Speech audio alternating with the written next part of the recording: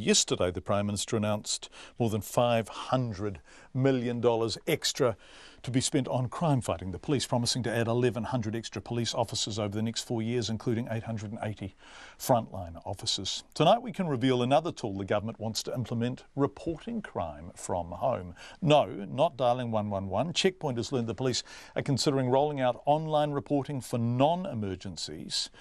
They want to do so in time for the election. Zach Fleming explains. Come September, you could be able to report a crime without even visiting a station or speaking to an officer. Non-urgent road incidents, scams, privacy breaches, online harassment and anonymous tip-offs can already be done online, but now Assistant Police Commissioner Alan Boreham says police are looking at whether to widen that out. We're having a look at what might be some first-off reports at the easier end of the scale, where there's more volume and less intensity in the reporting. So reporting suspicious activity in your street, for example, could be a good one. It would likely then be expanded to include things like theft, willful damage, antisocial behaviour and potentially even minor assaults. Cost is dependent on how broad a service police decide to go for, but if given funding, it would be slowly rolled out over 6 to 12 months. We believe that there are people that are more comfortable with reporting things online than they would be in person or by telephone, or actually people feel for the seriousness of what they're reporting, it's not worth bothering us, and they might not make that call at all. We want that information, and we think online services would see an increase in that type of information. Most people we spoke to on the streets of Auckland today liked the idea. It's a no-brainer, mate. Just do it. The more crooks you catch and how you catch them, that's great.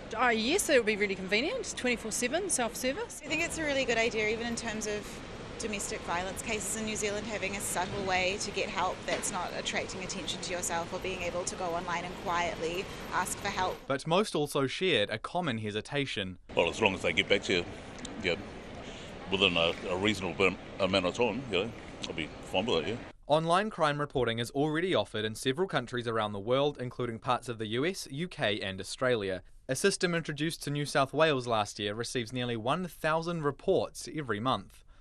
Assistant Commissioner Boreham says a New Zealand system would be similar in that serious crimes would still involve frontline staff. I can't imagine for very serious offences that we wouldn't need to do that in person, originally by telephone when it's a critical incident, and then in person to get the in-depth detail that we need. Labour's police spokesperson Stuart Nash would welcome it with, again, one caveat. The one condition that I do have is that the police treat online crime reporting in the same way that they treat phone calls or people dropping into stations. It's got to be treated with a matter of urgency, and they've got to devote the resources to make sure that it meets the expectation of the people who are using this medium. Assistant Commissioner Boreham says the system is not about saving money or transferring staff. There will be opportunities in that, but at the same time demand is obviously growing, so this is not about cost cutting. This is about us being able to do the smartest things, get the best information, get in and help our community. An April business case is likely to have broad parliamentary support. For Checkpoint, Zach Fleming.